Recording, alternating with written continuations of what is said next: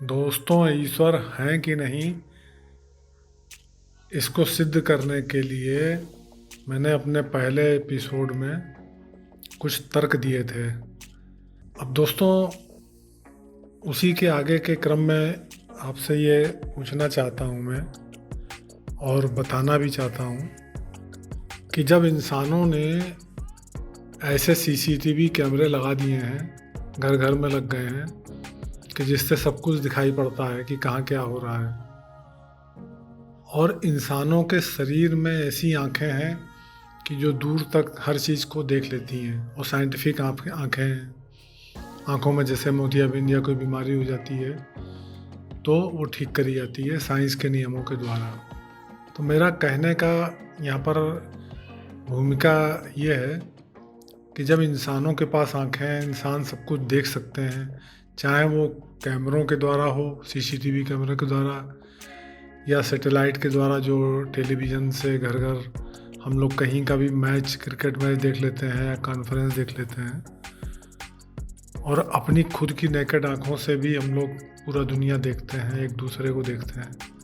तो दोस्तों, जिसने हम लोगों को बनाया, इतनी अच्छी आँखें दी कि उन आँखों का यूज करके ही हम लोग सारी साइंटिफिक चीज़ें बना पाए हैं, तो क्या फिर बनाने वाले के पास आँखें नहीं होंगी? क्या उनके पास दृष्टि नहीं होगी जो वो देखते हों कि कौन व्यक्ति क्या कर रहा है, हम लोग क्या कर रहे हैं?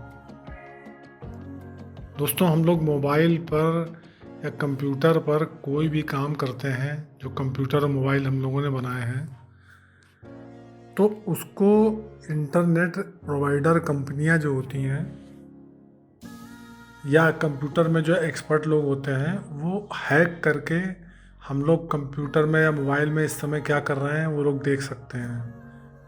हम लोग के कंप्यूटर का या मोबाइल का सारा डाटा भी चुरा सकते हैं, और प्रेजेंट में हम लोग किस जगह पर हैं ये भी गूगल के द्वारा और टेक्नोलॉजी के द्वारा है कि हम लोग उस मोबाइल को लेके कहाँ पर खड़े हैं इस पृथ्वी पे, वो लोकेशन भी ट्रेस हो जाती है।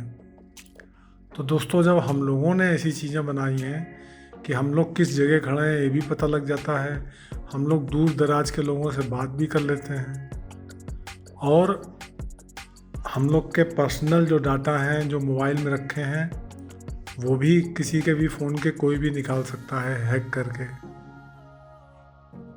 तो दोस्तों, क्या ईश्वर ने जब हम लोग का शरीर बनाया है तो हम लोग के माइंड में जो डाटा हैं, जो विचार हैं, जो इमोशंस हैं, तो क्या ईश्वर नहीं देख रहा होगा? ईश्वर नहीं जान जाएगा? जब हम लोग मोबाइल की चीज़ें, दूसरे के मोबाइल की चीज़ें निकाल सकते हैं, चुरा सकते हैं, उसकी लोकेशन जान सकते हैं, तो ईश्वर ने हम लोगों को बनाया, हम लोग भी एक ईश्वर के कंप्यूटर हैं या ईश्वर का एक मोबाइल है हम लोग। तो ईश्वर के पास क्या ऐसी व्यवस्था नहीं होगी कि वो हम लोग के मन में जो विचार आ रहे हैं, जो हम लोग देख रहे हैं, जिस क्षण हम लोग जो कुछ कर रहे हैं, तो क्या ईश्वर नहीं देख रहा होगा? दोस्तों, हम लोग जब मंदिर में जाते हैं अपनी इच्छाओं की पूर्ति के लिए, तो मंदिर में जाके पूजा पाठ करते हैं या घर पे भी पूजा पाठ करते हैं, तो ये विश्वास करते हैं ईश्वर हम लोग की पूजा पाठ सुन रहा है। लेकिन उसके बाद बाहर जाके हम लोग चोरी चमारी और औरतों को परेशान करना, छेड़ना, हत्या, बलात्कार, घोटाले, तमाम जुर्म करते हैं। उस समय हम लोग सोचते हैं कि ईश्वर हम लोगों को नहीं देख रहा। तो ये जो डबल स्टैंडर्ड की थ्योरी है कि कभी ईश्वर हम लोग को देख रहा है जब पूजा के समय, कभी नहीं देख रहा है, तो क्या ऐसा पॉसिबल है?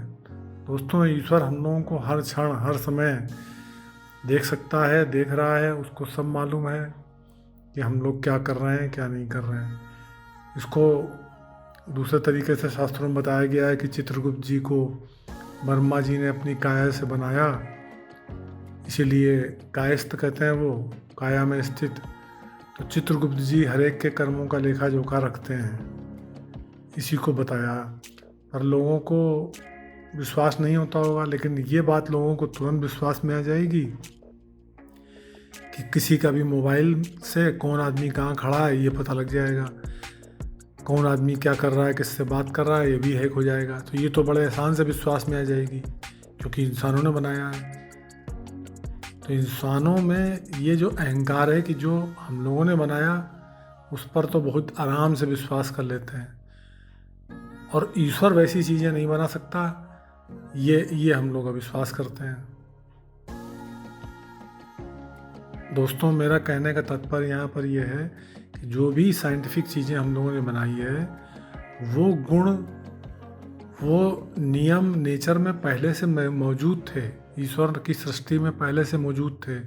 चाहे वो इलेक्ट्रोमैग्नेटिक वेव हो, चाहे साउंड वेव हो, चाहे लाइट वेव हो, जिन सब चीज़ों का यूज करके हम लोगों ने कम्युनिकेशन सिस्टम बनाए हैं, चाहे टेलीविज़न हो, कॉन्फ्रेंस सिस्टम हो, मोबाइल हो, वो सब प्रकृति में पहले से जो नियम मौजूद थे उन्हीं का उपयोग करके हम लोगों ने मोबाइल और टीवी और कंप्यूटर और जहाज, ये सब चीज़ें बनाई हैं। तो जब प्रकृति में वो चीज़ें मौजूद हैं, हम लोगों को उसका ज्ञान हुआ और हम लोगों ने वैसी चीज़ें बनाई। तो जिस प्रकृति में पहले से ही वो चीज़ें मौजूद हैं, तो जिसने ये प्रकृति में ये सोलर सिस्टम और ये सब बनाया होगा, तो क्या उसके पास वो टेक्नोलॉजी नहीं होगी कि हम लोग क्या कर्म कर रहे हैं? और जब टेक्नोलॉजी होगी तो वो उसका फल भी देगा, जिसको कर्म और फल का सिद्धांत कहते हैं, जिसको प्रारब्ध कहते हैं। बहुत से हम लोग फल वो भोग रहे हैं जो हम लोगों ने पिछले जन्म में किए थे। तो दोस्तों, कुछ बातें इसमें क्लियर हुई हैं, क्योंकि मैं छोटे छोटे वीडियो ही बनाऊंगा ताकि आप लोग ज़्यादा बोर ना हो, तो एक बार में थोड़ा सा ही मेरी बातें समझें। तो इसको यहीं पर रोकते हैं। दोस्तों, कोई भी आप लोगों के मन में शंका आए, उसको कृपया कमेंट बॉक्स में ज़रूर लिखें।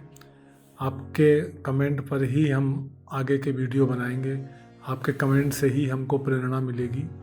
दोस्तों, ये एक सामूहिक प्रयास है कि कुछ चर्चा हो कि आखिर ईश्वर के क्या क्रियाकलाप है, कैसे ईश्वर के संपर्क में हम लोग रह सकते हैं।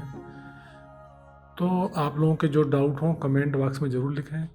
और दोस्तों, चैनल को सब्सक्राइब करें, जिससे कि मुझको हौसला रहे और मैं ज़्यादा से ज़्यादा आप लोगों को वीडियो बना के दे पाऊँ। दोस्तों, मेरा मानना है इससे सभी को फ़ायदा होगा। धन्यवाद दोस्तों।